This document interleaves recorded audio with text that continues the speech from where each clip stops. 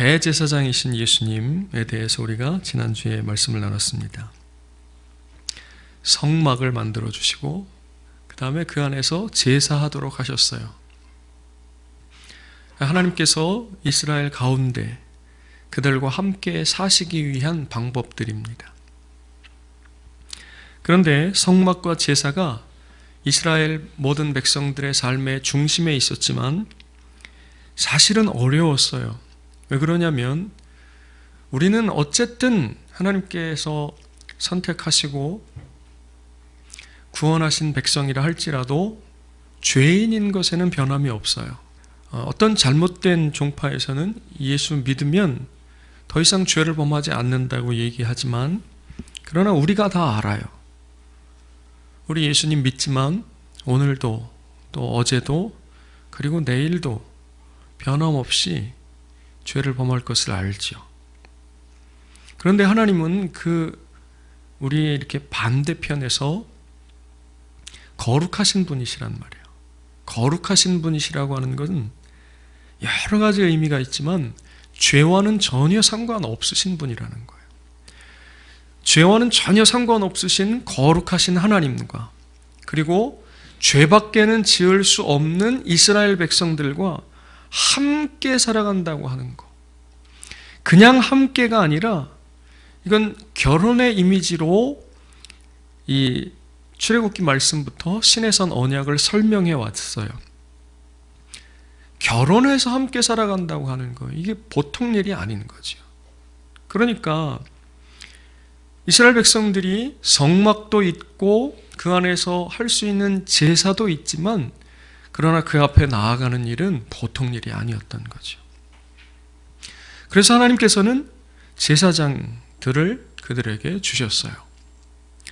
제사장은 그래서 이스라엘 백성들에게는 하나님의 은혜입니다.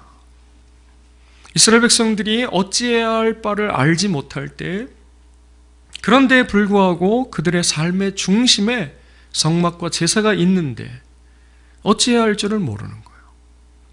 그때 제사장들이 그들에게 힘이 되었고 그들에게 위로가 되었고 그들에게 복을 빌어주는 사람이 된 줄 믿습니다.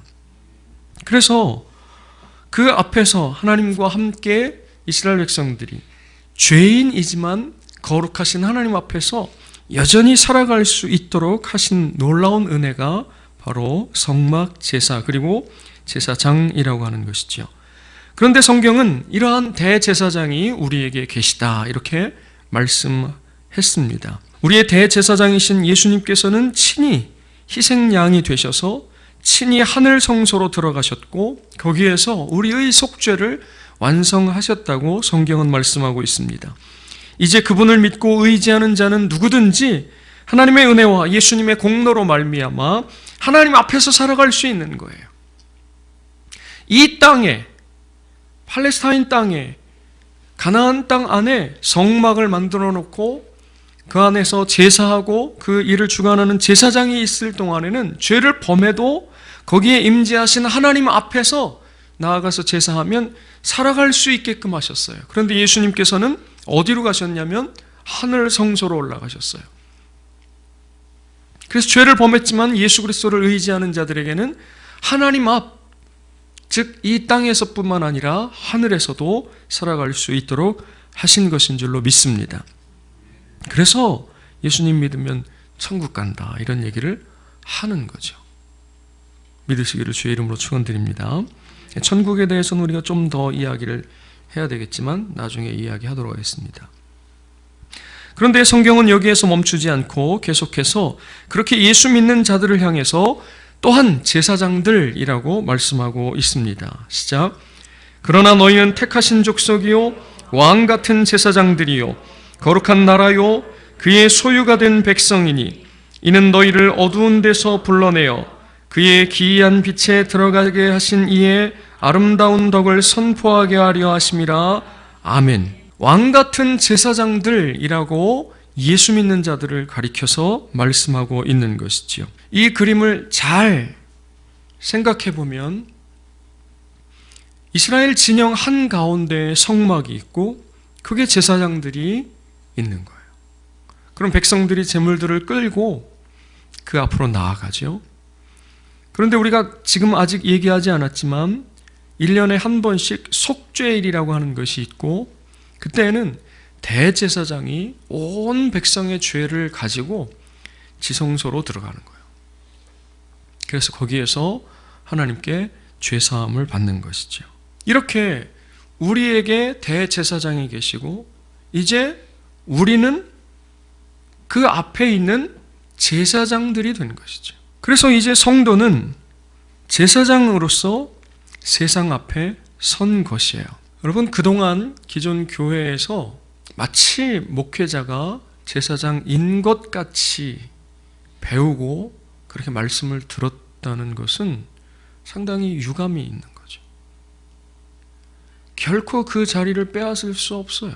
성경은 목사가 제사장이라고 얘기하는 것이 아니고 예수 믿는 모든 성도들이 왕 같은 제사장들이라고 말씀하고 있는 거죠. 예수 믿는 모든 사람들이 각각 자기의 죄를 가지고 대제사장이신 예수님께로 나아가서 그분 의지하고 하나님 앞에 가는 거예요. 다른데 어디처럼 누군가를 거쳐서 하나님께 가는 것이 아니라는 거예요. 여러분 모두가 다, 우리 모두가 다 각자의 삶의 자리에서 눈 감고 주님을 부르면 거기 바로 하늘 성소로 들어가게 된다고 지난주에 말씀을 드렸어요.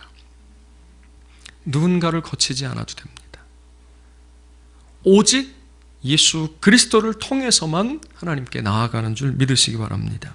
그러나 우리가 제사장이라고 하는 것을 잊지 말아야 되는 거예요. 이건 되게 좋은 말씀이기도 하지만 그러나 굉장한 책임이 또한 우리에게 따라오는 말씀이기 때문에 어렵고 무서운 말씀이기도 해요. 우리는 누구 앞에서 제사장이냐? 세상 앞에서라는 거죠. 이스라엘 백성들 앞에서 제사장들이 했던 것처럼 이제 세상 앞에서 교회가 또 성도들이 해야 한다고 성경이 우리에게 가르치고 있는 것이지요. 크고 두려우신 하나님 앞에 어떻게 나아가야 할지 모르는 사람들에게, 또는 그 하나님을 알지도 못하는 사람들에게, 특히 처음 예배당에 나온 사람들에게나 오래간만에 온 사람들에게도 성도는 제사장으로서 반갑게 맞아주는 사람이어야 된다는 거예요. 그래서 이 글은, 제가 지금 이 말씀드리는 이 내용은 지난주에 이스라엘 백성들이 성막으로 나아갔을 때 그들을 맞아주는 제사장 이야기를 그대로 성도의 이야기로 가져온 거예요.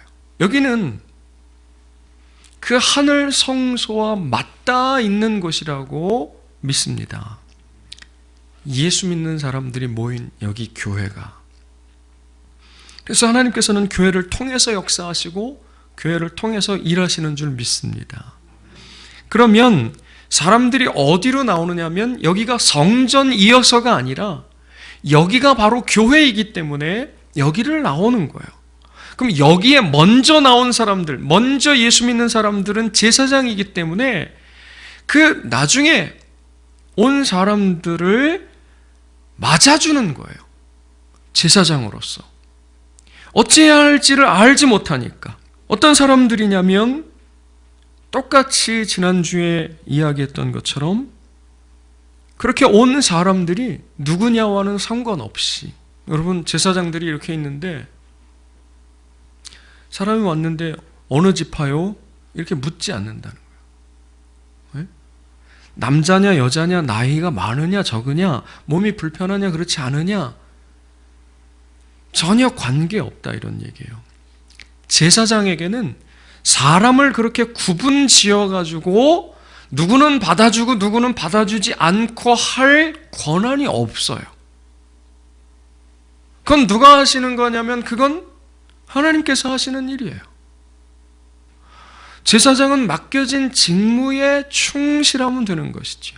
그 맡겨진 직무가 뭐냐면 누구든지 구분하거나 구별하지 않고 반갑게 맞아주는 겁니다.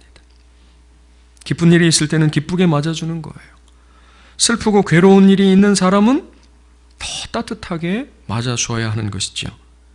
좋은 일, 감사한 일이 있는 사람이면 함께 좋아하고 함께 감격해야 하는 것입니다.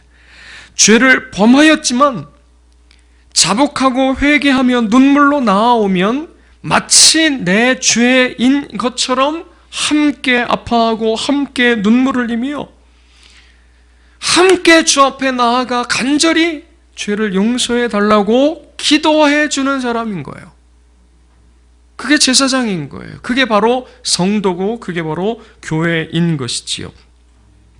그러면 제사장인 성도를 통해, 교회를 통해 대제사장이신 예수님을 그 사람들이 발견하게 될 것이고, 그렇게 우리처럼 예수님을 통해 하나님께 나아갈 수 있게 될 것입니다.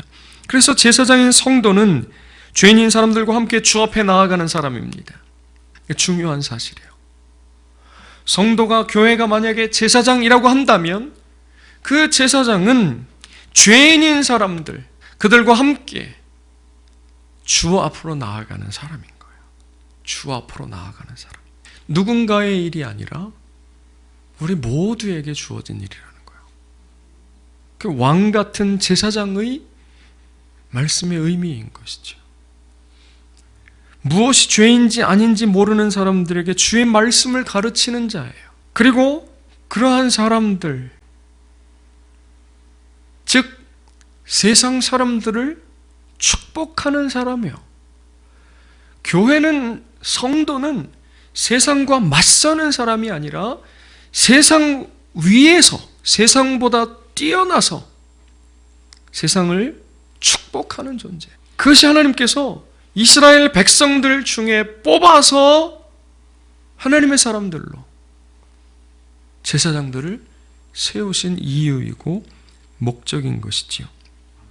이스라엘 백성들에게 있어서 제사장은 큰 힘이었습니다. 위로가 되었고 은혜였습니다. 그런 것처럼 교회와 성도는 이 세상에 큰 힘이어야 하고 위로여야 하는 거예요. 교회가 세상의 힘이어야 된다, 이런 얘기예요. 교회가 세상의 위로여야 된다, 이런 얘기를 하는 것입니다.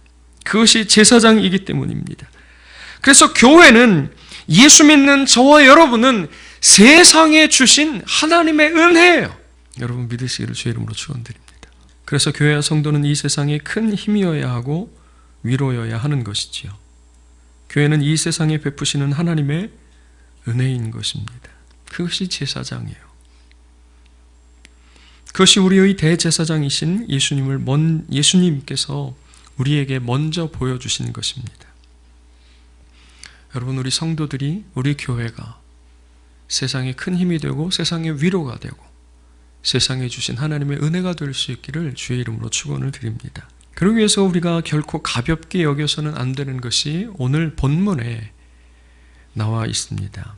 제사장이 8장에서 세워지고, 그 다음에 세워진 그 제사장이 9장에서 첫 번째 제사를 드렸습니다. 여기까지 얼마나 영광스러운 일이 8일 동안 벌어졌는지 알 수가 없어요. 여러분 생각해 보세요. 제사장의 역할이 이렇게 하나님의 큰 은혜였다고 하면 이스라엘 백성들에게 이 제사장이 세워지는 8일 동안의 위임식과 제사는 그야말로 축제인 거예요. 축제. 그런데 그 축제에 찬물을 끼얹는 일이 만들어지는데 10장에 딱 넘어가자마자 아론의 두 아들 나답과 아비후가 하나님께서 명하시지 않은 다른 불을 가지고 하나님 앞에 나아간 거예요. 그들이 했던 것은 뒤에 19절에 보면 속죄제와 번제를 드렸다고 말씀하고 있어요. 그러니까 불법한 제사를 드린 건 아닌 것 같아요. 하나님께서 명령하신 불, 하나님께로 나온 그 불로 제사해야 하고 분향해야 하는데도 불구하고 나답과 아비후가 그러지 않았어요.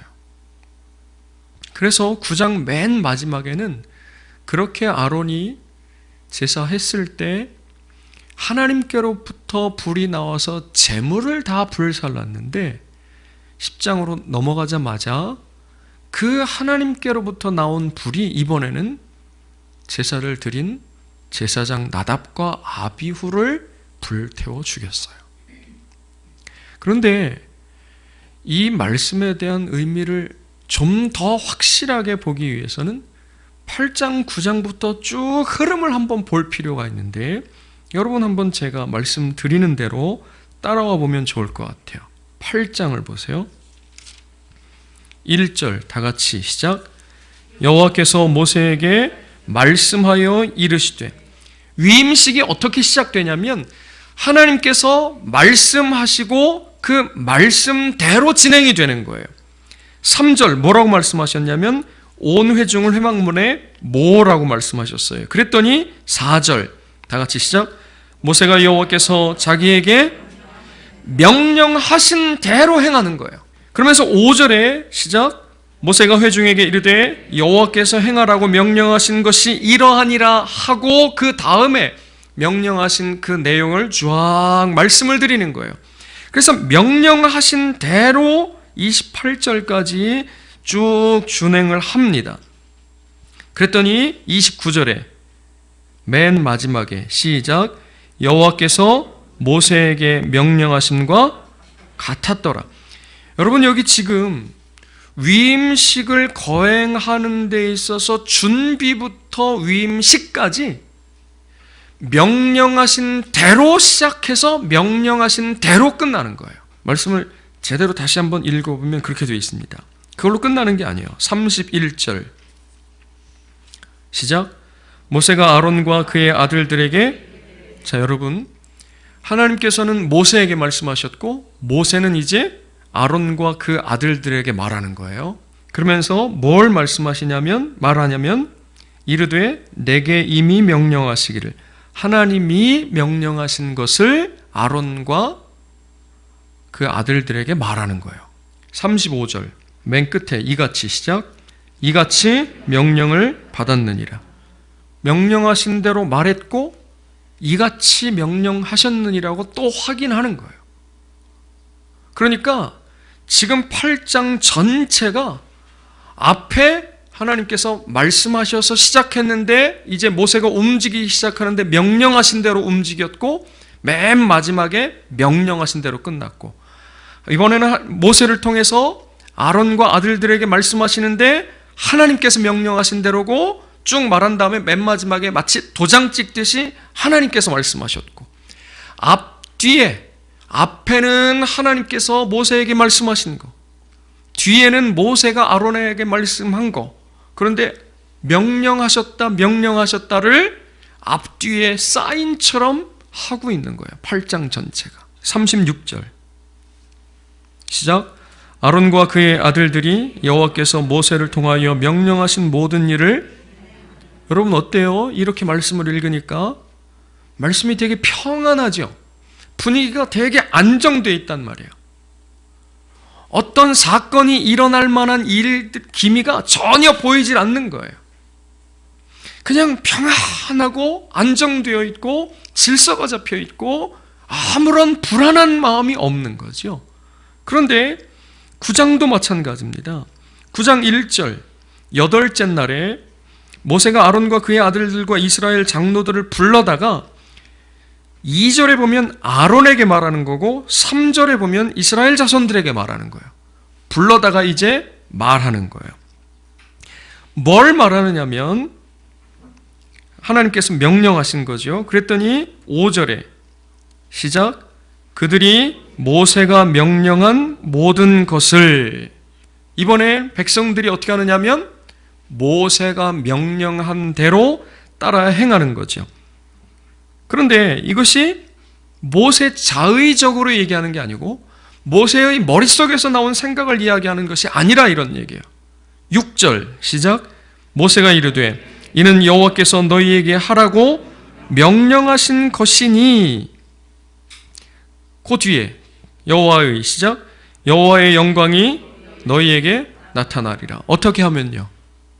명령하신 대로 하면 하나님의 영광이 나타날 것이다. 이렇게 말하고 있는 거예요. 10절 맨 끝에 여호와께서 모세에게 명령하심과 같았고, 16절 뭐예요? 규례대로, 그죠? 그 다음에 21절 뒷부분에 모세가 시작. 모세가 명령한 것과 같았어요. 그 결과 어떻게 되느냐면 24절, 23절 끝에부터 여호와의 영광이 시작. 여호와의 영광이 온 백성에게 나타나며 불이 여호와 앞에서 나와 제단 위에 번제물과 기름을 사른지라. 온 백성이 이를 보고 소리 지르며 엎드렸더라. 아멘. 여러분, 8장 9장은 제사장이 세워지는 것이고 세워진 제사장이 첫 번째 제사를 드리는 것인데 전체 시작을 무엇으로부터 시작하냐면 하나님의 말씀으로부터 시작하는 거예요. 그리고 나머지 전체 과정이 하나님의 명령대로 진행이 되는 거예요.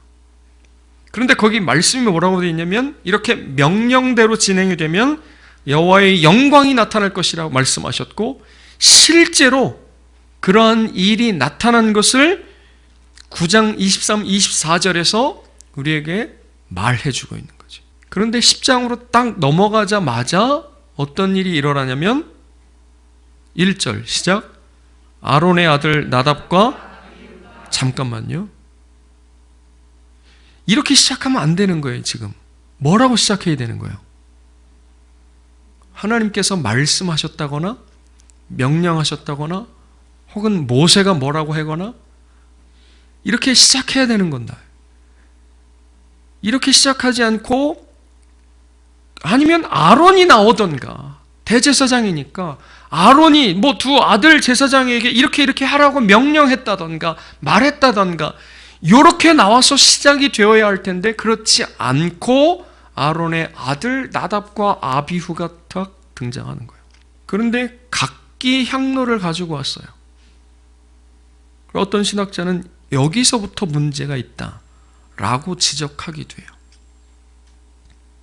그런데 저는 지금 이 흐름에 따라서 그 다음 구절에 집중하려고 하는 거예요. 각기 향로를 가져다가 시작. 여호와께서 명령하시지 아니하신, 다른 불에 초점이 있지 않고 명령한 것을 어긴 것에 초점이 있는 거예요. 명령한 것을 어긴 것, 말씀하신 대로 따르지 않은 것. 8장, 9장, 10장 전체에서 명령하시지 않은 대로 행한 것은 바로 여기, 그리고 바로 10장 19절 여기예요. 요거는 제사장에게 먹으라 그랬는데 아론이 먹지 않고 불태웠어요. 그러면서 아들들이 번제와 속죄제를 드리다가 죽었는데 먹는 것도 조심해야 되겠다는 마음이 들었던 거예요, 하나님 앞에서. 그래서 여기에서는 근신하는 마음으로 먹지 않고 하나님 앞에 불태워드린 거죠. 여긴 살았어요. 그리고 요건 모세가 보기에 좋았다, 이렇게 되었어요. 그리고 10장 1절을 지나가고 나서부터는 다시 명령대로가 나와요. 그래서 여기 이 10장 1절이 굉장히 유감스러운 구절이라고 할 수가 있는 것이지요. 뒤에 9절에 보면 이런 구절이 있어요. 시작. 너와 내 자손들이 회막에 들어갈 때에는 포도주나 독주를 마시지 말라. 그리하여 너희 죽음을 면하라. 이는 너희 대대로 지킬 영영한 규례라. 아멘. 특별히 이 사건이 있고 나서 이러한 특별한 규례가 발표가 되는 건데, 그래서 학자들은 이 구절 때문에 나답과 아비후가 술 마시고 분향한 것이 아닌가, 제사를 드린 것이 아닌가 하고 생각하기도 해요. 어쨌건 중요한 포인트는 뭐냐면, 제가 지금 강조하고 싶은 것은 명령대로 했느냐, 그렇지 않느냐예요. 여러분, 제사장에게 있어서 가장 중요한 것이 무엇이냐 이렇게 묻는다면 거룩이에요. 거룩. 그게 바로 10장 3절입니다. 다 같이 시작. 모세가 아론에게 이르되 이는 여호와의 말씀이라. 이르시기를 나는 나를 가까이 하는 자 중에서 내 거룩함을 나타내겠고 온 백성 앞에서 내 영광을 나타내리라 하셨느니라. 아멘. 이 구절에 대해서 한 신학자는 하나님께 가장 가까이 다가가 그분을 위해 성막의 직무를 다하는 제사장들을 통해서 하나님의 거룩함이 드러난다는 의미다, 이렇게 표현을 했어요. 여러분, 만약에 남편과 아내가 집안에서는 싸울 수도 있지만 밖에 나가서 다른 사람을 만나는데, 밖에 나가서 다른 사람을 만나는데도 아내가 거기서 남편을 무시하고 있으면 그럼 보기가 좋을까요? 안 좋을까요? 당연히 안 좋죠. 혹은 밖에 나가서도 남편이 아내를 무시하고 그런다 그러면 그것도 보기 안 좋아요. 그러면 그 자녀들이 아빠나 엄마를 존중할 리는 별로 없어요. 그러니까 가까이에 있는 사람들이 더 잘해야 하는 것이지요. 하나님께서 임재해 계신 성막에서 제사를 주관하는 제사장들이에요. 이 사람들은 얼마나 특별한 존재냐면 다른 일은 하지 않는 거예요. 1년 내내 성막 안에서 제사만 주관하는 거예요. 덧붙여서 말씀을 가르치고 백성을 축복하는 일까지. 이 사람들에게는 기업이 없어요. 땅이 없단 말이에요. 땅 배분을 특별하게 하지 않았어요. 그럼 뭐가 기업이냐? 하나님께서 기업이에요.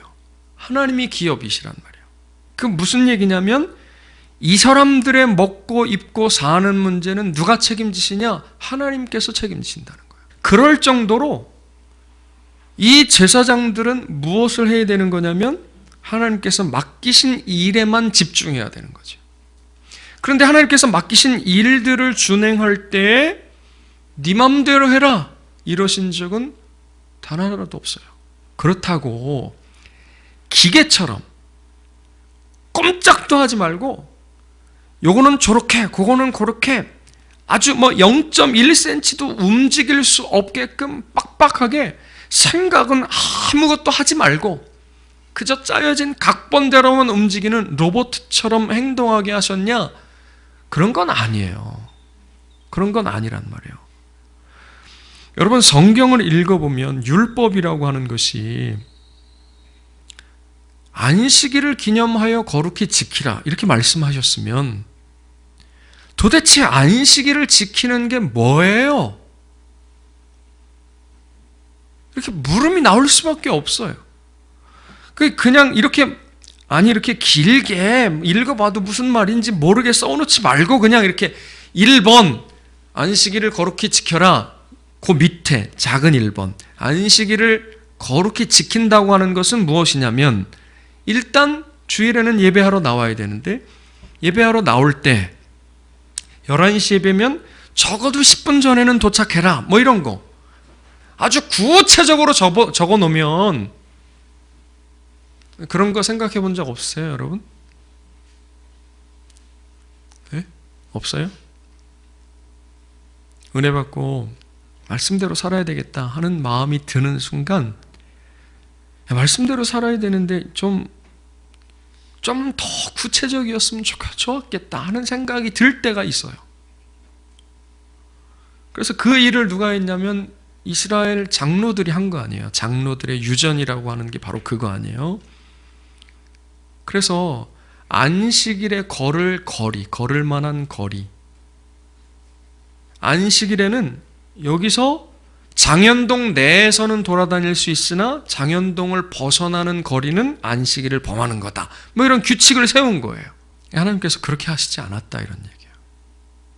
그러니까 그건 각 사람이 혹은 교회 공동체가 말씀을 읽고 생각하고 하나님의 성품에 대해서 깨닫고 경험하고 한 것들을 토대로 해서 안식일을 기념하여 거룩히 지킨다고 하는 것이 무엇인지 생각하도록 하신 거예요. 그 생각 가운데에서 너희 공동체가 네가 옳다고 하는 대로 한번 지켜봐라. 그리고 아예 내버려 두신 것이 아니라 성령께서 붙들고 계신 거죠. 혹시 잘못되지 않게. 그러니까 제사장도 마찬가지예요. 아주 움직일 수 있는 틈은 하나도 없고 마치 기계가 하는 것처럼 0.00001mm까지 딱 반듯하게 맞춰가지고 그 정해진 범위 안에서만 움직이도록 한 것이 아니라는 거예요. 여지는 있었지만 그럼에도 불구하고 법은 존재했다는 거예요. 법. 그것이 바로 하나님의 명령이에요. 그러니까 제사장들에게 있어서 맡겨진 직무를 충실히 행해야 되는 그 제사장들에게 있어서 정말 중요한 것이 무엇이냐면 하나님의 명령이 그들 마음판 안에, 그들 머릿속에 있냐 없냐 하는 거예요. 그러니까 그 예가 바로 아론이 지금 제물을 먹지 않은 거예요. 먹도록 되어 있는 거거든요. 그게 법이에요. 근데 안 먹었는데 모세가 그걸 좋게 여겼어요. 왜 그랬어요? 이건 정해진 기계가 아니라는 거예요. 생각하고 할 수 있다는 거예요. 생각하고. 하나님은 인격이시기 때문에 말이 통한다 이런 얘기예요. 그냥 내 멋대로 하는 게 아니라 규칙이 있지만, 규정이 있지만, 말씀이 있고 규례가 있지만 그 안에 명령대로 행해야 하는 거예요. 그런데 세부적인 것 생각해서 하나님께 말씀드리고 조금씩 이렇게 움직일 수 있는 여지가 있다는 거예요. 그런데 나답과 아비후가 뭐 했느냐면 전혀 그러지 않은 거예요. 그러면 이 가장 가까이에 있는 제사장들이 명령대로 준행하지 않으면, 명령대로 준행하지 않는다는 걸 다른 말로 하면 뭐가 돼요? 죄가 되는 거예요. 그러면 그 성막에 하나님께서 임재해 계셔야 하고 그 성막에 제사장들이 왔다 갔다 하면서 일해야 되는데 제사장들이 하나님의 말씀을, 명령을 따라 행하지 않아요. 죄가 되는 거예요. 그럼 하나님께서 둘 중에 하나예요. 이들을 죽이던가 하나님이 떠나시던가. 두 번째, 제사장들이 안 지키는데 여기 찾아오는 백성들이 지킬 리가 있어요? 없어요? 없어요. 그러니까 안 되는 거예요. 제사장들에게 있어서 가장 중요한 사명은 뭐냐? 거룩이에요. 그런데 오늘 성경에서 말씀하는 그러면 거룩은 뭐냐? 주님의 명령을 따라 행하는 거예요. 말씀을 따라 행하는 겁니다. 여러분, 예수 믿는데 말씀을 행해야 예수 구원받는다 이런 거 얘기한 게 아니에요, 지금. 예수 믿은 사람들, 구원받은 사람들이 제사장이다 이렇게 얘기한 거예요. 그렇게 구원받고 예수 믿은 사람들이 제사장인데 그들에게 요구되는 것이 무엇이냐? 거룩이다. 그 거룩은 오늘 본문에서 하나님의 명령대로 주의 말씀을 따라 주신 직분을 잘 감당하는 것이다. 이렇게 결론 낼 수가 있는 것이죠. 여러분, 제사장들이 일반 백성들하고 땅 갖고 싸우지 않았어요. 재산 갖고 다투지 않았습니다. 이익 때문에 서로 재판하지 않았어요. 왜요? 제사장들은 백성들하고 다툴 일이 없어요. 백성들하고 다툴 일이 없다고요. 이해관계가 얽혀있지 않단 말이에요. 나중에 종교가 타락하면 어떻게 되느냐? 그러면 얽히게 돼요. 왜요? 제사장들이 자기들의 자리를 버리고 내려오는 거예요. 욕심이 생기니까 하나님이 기업이시고 하나님이 주신 것이 있는데 그것보다 더 가지려고 하니까 백성들이 가진 걸 뺏어야 되는 거예요. 그러니까 이 사람들이 이렇게 내려오는 거예요. 그래서 백성들하고 이해관계가 맞물리는 거예요.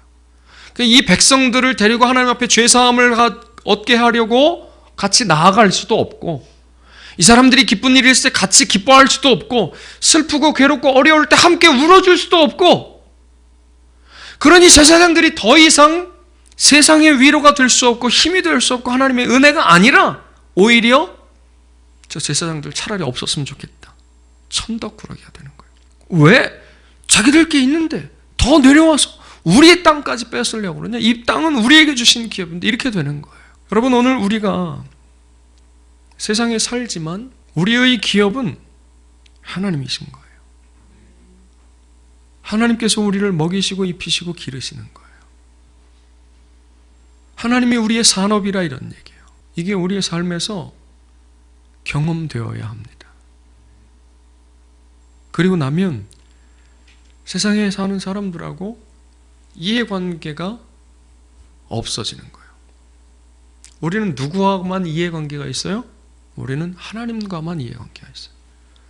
하나님과의 관계에서 하나님 제사장인 우리들에게 삶을 책임지셔야 하는 의무가 있는 거고, 우리는 하나님과의 관계에서 명령대로 행함으로써 거룩해야 되는 의무가 있는 거예요.